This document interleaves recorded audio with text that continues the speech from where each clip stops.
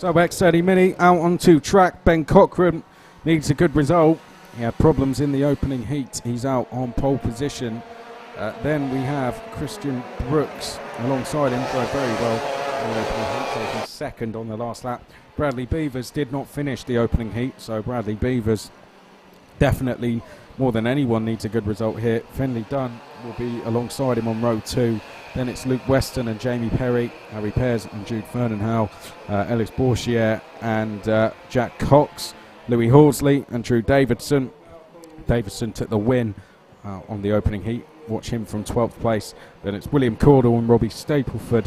Then our two novices, Oliver Cotton and Rihanna Regan. So Cochran and Brooks, row 1. Beavers, as we said, didn't finish the opening heat, so let's see what he can do in that number 29 in the early stages of this race. Up to the line we go, and it looks as if Brooks is going to get the whole shot through turn 1, and indeed he has. So from the outside of the front row, Christian Brooks leads the way. Defending is Ben Cochran as they go up towards turn number 3. Then we have Bradley Beavers next along as they head now through 4 and through 5. Down towards 6. In 4th place there looks to be Finley Dunn. So no such problems for him as a change for 2nd. Bradley Beavers has gone into 2nd place up at turn number 7. Good move that was. Not an easy move to do, especially if you're behind going up towards the corner. Often see moves like that if they're already side by side, but brave stuff there from Bradley Beavers to commit to that move on the opening lap of a heat, as Finley Dunn was side by side with someone going in towards turn 1 there. Let's get the order then. It was Brooks, Beavers, Cochran, Fernandhow, Dunn, Cox, Pears, Davidson is already up to 8th. Then we had Weston and Perry. Now just saw that Davidson was trying to move on Harry Pears, wasn't successful. There's the number 20 once again, trying to make a move on Jack Cox now. So Harry Pears has gone through past Jack Cox. Harry is he's a quick driver around here. He's fought for race victories, particularly last season. So see if he can repeat that now in X30 Mini. Oh, and off the track there. That's Jack Cox. Well, got his elbows out, did Drew Davidson, and Jack Cox definitely feeling the force of that as he ran off. Maybe we'll get another look at that because Drew Davidson taking no prisoners there in the early stages of the race. I'm not sure if it was accidental cold tyres stuff where he was just running wide on the exit of the corner and nowhere else to go, or if it was a case of I wouldn't say it would be anything malicious from someone like Drew Davidson, but if we get another look at it, we'll be able to assess it a little bit further. But until then, we will continue with what we see on our screens, and that is Christian Brooks in the lead of over a second here from Bradley Beavers. Then it is Ben Cochran in 3rd place, Fernandhow's 4th place.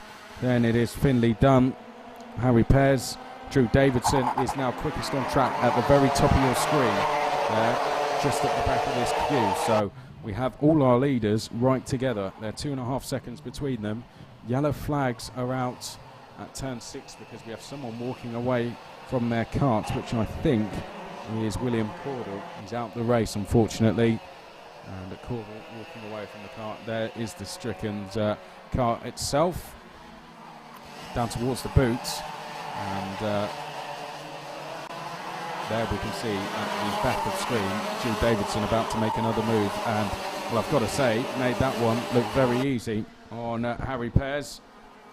Wasn't even a move, was it? It was just a better line out of the boot that saw Drew Davidson taking the position up towards turn number 3. That's Finley Dunn trying a move on Drew Fernandhow. It's not going to work. Drew Davidson, quickest on track, will now punish him for it down at turn 6, and does so. Oh, but goes too deep, so a rare mistake there from Drew Davidson. Now gets a little bit aggressive with another move at turn 7. Actually put his hand up, I think, to apologise, to say, I didn't mean to actually get that move done unsuccessfully. It was supposed to be a lot cleaner than that, and we were supposed to get a move on, but he's going to now have to repass Harry Pears, I'd say good sportsmanship really to show a little bit of, to be a little bit apologetic with the move that didn't quite work out. It's good to see. Those drivers as young as 11, 12 years old in this class. There we have Beavers and Cochrane. Cochrane showing good pace here, just behind Bradley Beavers as they head up towards turn number 7. Drew Davidson is still the one to watch though. He's got a track limit warning now as they make their way onto the back straight. Ben Cochrane into second place now, ahead of Beavers as they head up towards the last corner. Just over 2 minutes to go here. Christian Brooks looks on to add a victory to a second place as they head in towards turn number 1. That move from Davidson is kind of put a lead pack here. We had a lead pack split by 2.5 seconds. It's now gone up to about 4, just under 4 seconds. So that's what one move, how it can change the complexity of a race. Here we're looking at the number 24. Oh, that making a move into turn 7. That's Robbie Stapleford going head to head, having just lost a place to Luke Weston.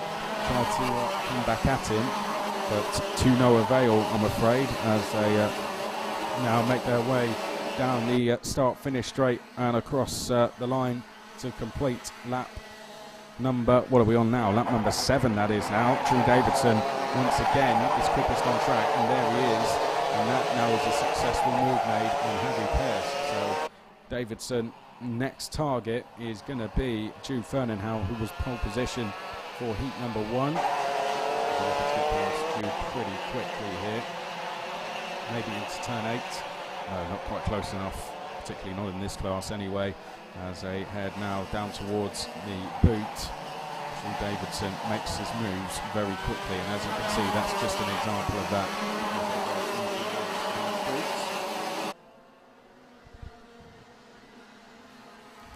Across the line then to complete another lap, and Drew Davidson making his way now. He's got a gap to Beavers and then Cochrane ahead, which is the battle for second place.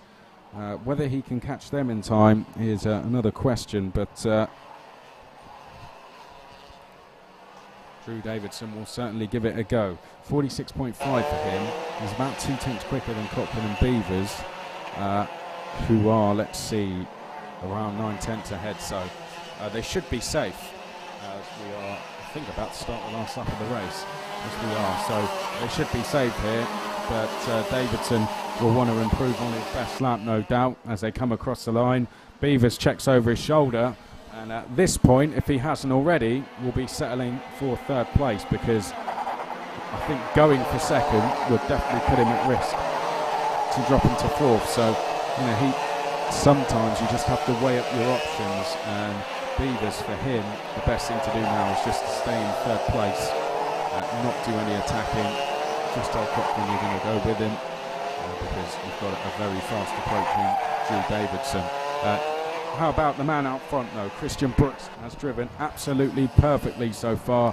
He is going to add a win to his second place, and he looks the favourite to go on and take pole position here. Christian Brooks out the last corner. Pretty perfect day for him so far. Takes the win in heat number 2. Ben Cochrane finishes second. Bradley Beavers in third. Drew Davidson is fourth and sets yet another new fastest lap on the last lap, 46.48. Then it's Jude Fernenhow fifth, Harry Pearce in sixth, Finley Dunn seventh, Louis Horsley eighth, Robbie Stapleford ninth, Luke Weston rounds out the top 10. Then it's Jack Cox, Ellis Bourchier. Then we have Rihanna Regan, the top of the novices, in 13th. Jamie Perry, Oliver Cotton, of course, William Cordell came off on lap number 3, unfortunately, between turns 6 and 7. Another heat done for X30 Mini, 2 heats done, 1 more to go, and that third heat will be just after 2 o'clock, with their final scheduled at just before 4 o'clock. That's X30 Mini. Next will be Junior Max and Mini Max.